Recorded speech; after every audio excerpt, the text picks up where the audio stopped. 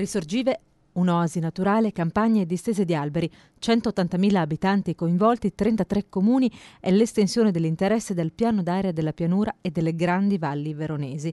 Un incontro organizzato ieri sera a Legnago dal Partito Democratico, dal vicepresidente del Consiglio regionale Franco Bonfante e dal circolo locale del PD ha visto la sala riempirsi di amministratori, rappresentanti di associazioni e cittadini per la curiosità e l'apprensione nel voler conoscere i dettagli del piano in votazione in Consiglio regionale a fine mese o a settembre prossimo.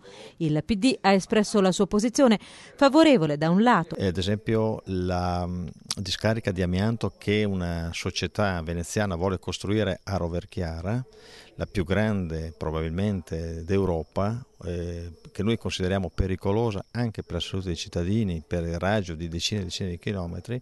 Ebbene, questo piano se approvato la bloccherà e noi su questo siamo assolutamente d'accordo come Partito Democratico.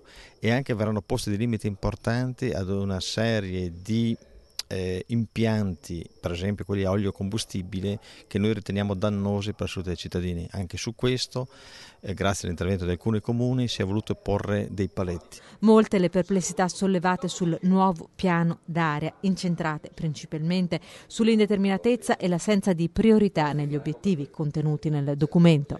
Ha delle contraddizioni, ad esempio parla molto di tutela del paesaggio e poi prevede l'autodromo di Vigaggio Trevenzola, che non è solo un autodromo, ma sono 4,5 milioni di metri quadrati che verranno cementificati con un centro commerciale più grande d'Europa, se mai sarà realizzato, perché la situazione economica non lo ammette probabilmente, ma se fosse realizzato sarà in deroga a tutti i programmi urbanistici e commerciali dell'intero Veneto.